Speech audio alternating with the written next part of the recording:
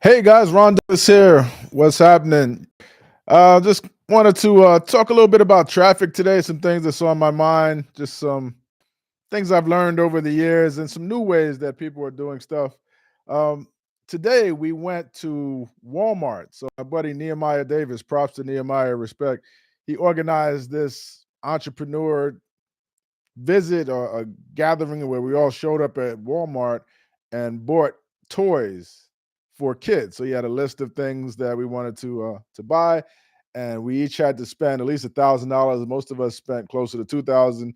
Some of them might have spent like five, 10,000. I don't know. It was like probably 40 or 50 of us in there, and we were all just buying toys that were going to be donated. These toys are going to be donated to children's charities and kids in need. So feels good to give back. I mean, little $2,000 doesn't mean anything to me, but for a kid, getting these toys, it could mean everything, right? Especially in the holiday season. Got to give back. They say the more you give, the more you shall receive, right? And it goes with not just money, but content, value, impact, helping people, whatever you can do to give back, it all comes back to you. I really believe that. So, these guys, my buddy Neo and his crew, they're like a younger group of entrepreneurs. Honestly, most of them were probably in high school when I made my first million. I was probably a multimillionaire before they even got started online. Honestly, I mean, these guys are all like 2020, after COVID, 2018, like, I got started in 2021, been doing this a long time, but some of them have really caught on to social media, like amazingly so. And I'm so impressed by what they're doing. When I first started, there was no social media, there was no Instagram, there was no Facebook, there was barely YouTube. I don't even think YouTube, I think I started before YouTube. It was really just Google, message boards, no Facebook, none of that stuff. Um, and now Facebook is kind of like old to a lot of these guys. They're more on Instagram and YouTube. And it's great to see how I just love to be around their energy and just to see how they do things. A lot of them are influencers, and they turn their IG channels and they turn their social media into a reality show. Really, I was talking with one of the ladies there. She's going to be speaking at an event I'm going to, Ashley, and she had her own separate camera crew at this get together at this charity fundraising thing that we did, and the guys there filming all the stuff that she does. And she tells me like it's the best way to create content. Like this is the hard way to do it, right? To come up with some thoughts and think about it and put it out there and not ramble on like I'm doing now. But the easy, I guess the easy way to do it is just to have someone follow you around with a camera and just catch footage, catch B-roll, catch you doing things, catch you doing cool things like, fundraising for kids or donating to kids charities like we were doing today. So a bunch of people there had their own camera crew. I didn't have, I mean, I don't do that. I'm a dinosaur. I probably should do that, right? It would drive my wife crazy. Just have because we do some cool stuff, right? Just have a camera guy, a videographer, just come with me where these guys, they'll have videographers come with them on vacations, events, any event they go to, as they're getting on planes. So and they'll do stuff specifically. I mean, good stuff, right? It's a win-win for everybody. So say, like, for instance, you organize a charity thing, but you know that partially you're doing this because you're going to have good footage, inspiring content for social media, but it's a win because you're giving a charity. So it's a form of advertising your business and your brand in a sense, right? Instead of them paying a ton of money for paid ads, you pay the videographer, and the videographer creates content. So the content gets created. And not saying anybody, I'm just saying it's one way of doing it. I'm going to talk about three different ways of doing it, but that's one way of doing it, right? You create this content, it makes people who follow you love you. Like this guy, he's a great guy. Oh my God, he's doing this charity stuff. And the Neo's, is a genuinely good guy, like really good guy. He's been doing charity stuff. It's not about social media, but it also creates great content for social media. And then what happens is if you organize it right and you have bring a bunch of people together, it becomes a news story. And then other sites will pick up this kind of feel good story.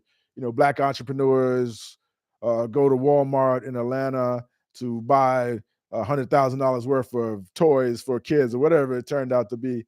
That's a news story, and it gets picked up, and they tag his social media, they tag his Instagram, they tag his Facebook or whatever they do, and he gets new followers. And when these new followers come on his page, they are already warm traffic. They're already warmed up to him. They already like him because they see that story of him giving back. Right. So the giving back part is a win for the kids. It's a win for the recipients, for people in need, but it's also a win for him and his brand and his social media and his audience, building his audience. So it serves a dual purpose, and it's really brilliant. It's really a brilliant strategy. And but it was crazy. Like, you walk in there, you can see all the cameras, and we just kind of took over this whole Walmart. And I didn't get much footage. I just kind of like was part of their footage. So hopefully somebody will tag me. I suck on Instagram. I probably have 1,200 followers on Instagram. These guys have 500,000, 600,000, 700. They're pushing a million. Right? I wouldn't be surprised if they get to a million before summertime next year. But it's just one way of doing marketing. I mean, I did my own share of publicity with the cookbooks, right? I got on all these different TV shows. I was on Home Shopping Network and Good Morning America, and I hired a publicist, and they got me on,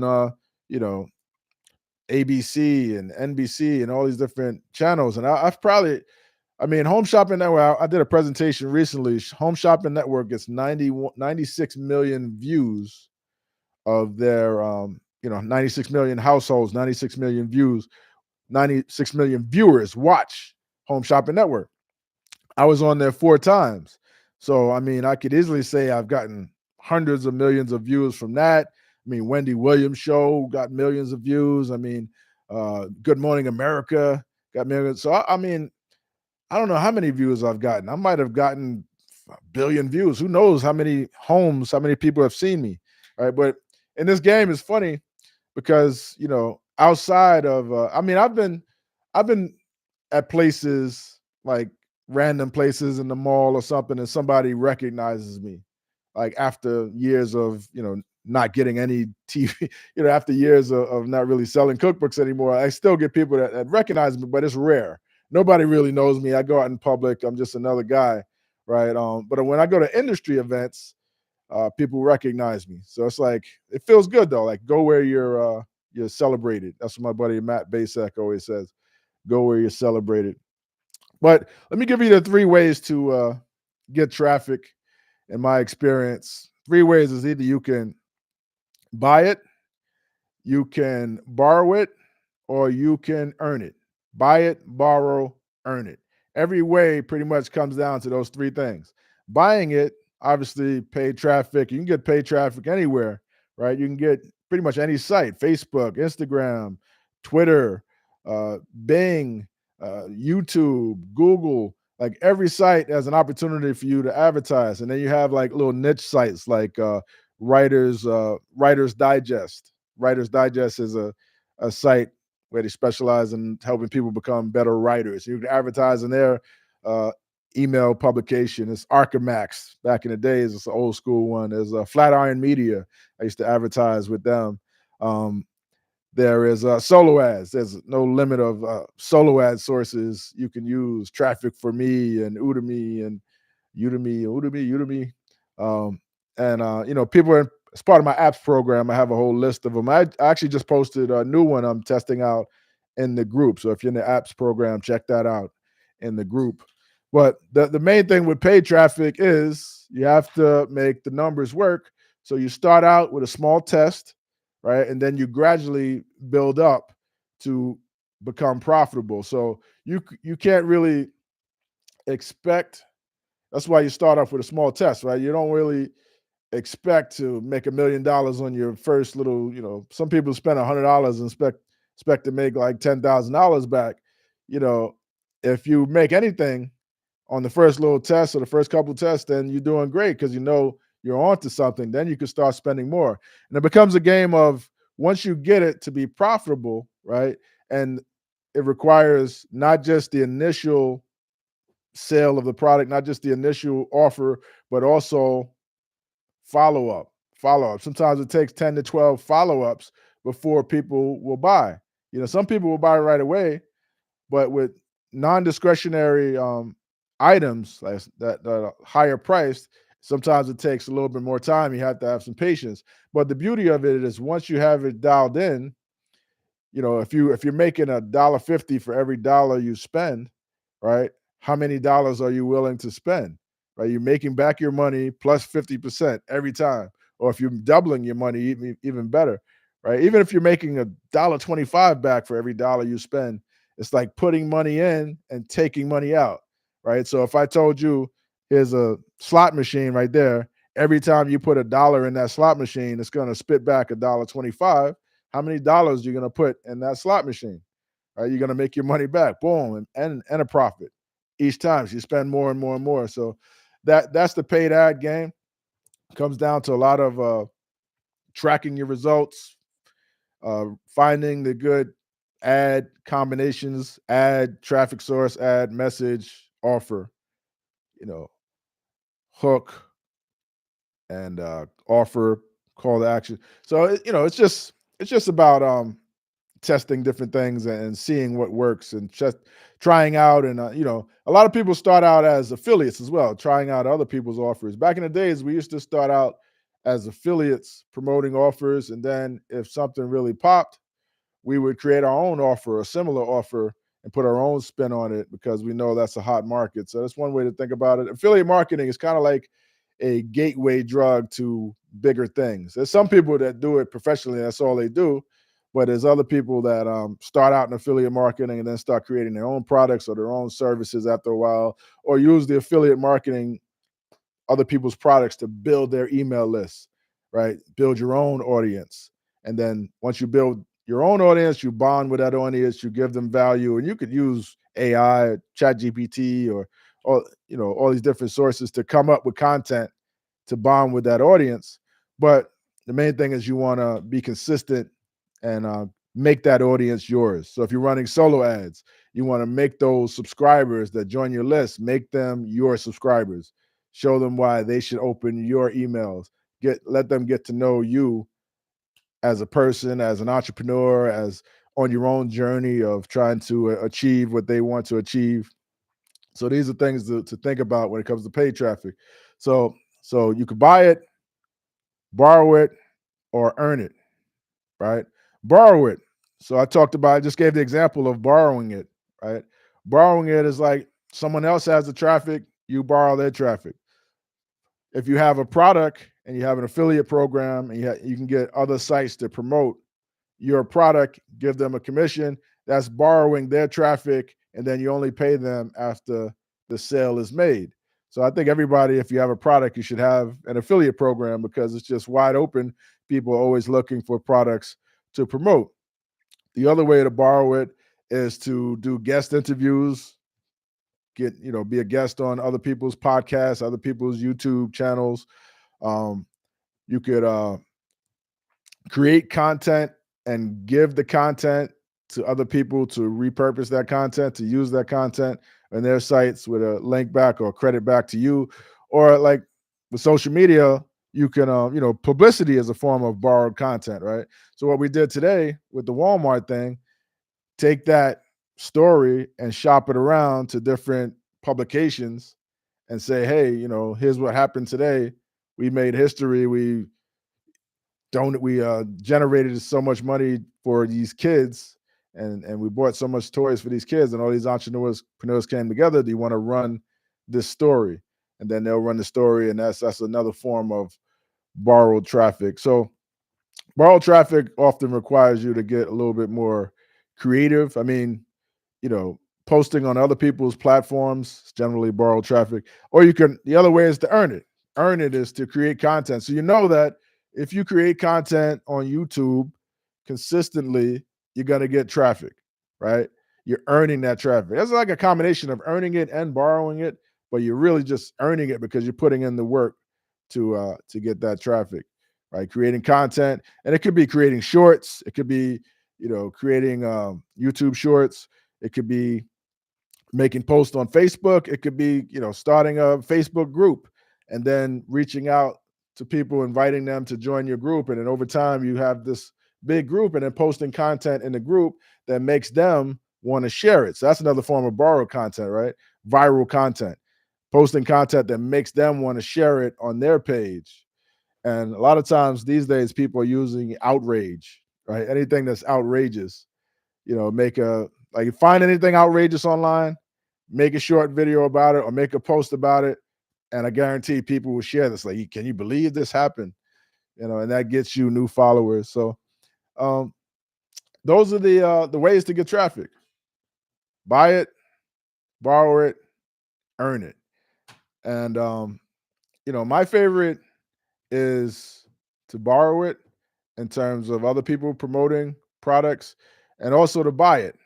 Buy it if once you get the numbers right, it's like complete freedom.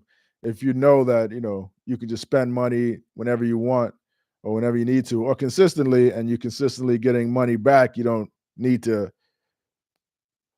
borrow it. You don't need to deal with anybody. You're not obligated to anybody. It's just you're self-sufficient at that point. So, the other way I love to get traffic, and it's a form of earned traffic, is just building your list, right? You build your email list, you earn it. But like, say for instance, if you do YouTube videos, that's YouTube's traffic, right? That's YouTube's platform. They could shut your account down. They own it. It's on their platform. You want to make sure you extract your content, you save your content, take it off YouTube, save it onto your own, just in case, make it yours, repurpose it. And you also want to make sure you build a list from it.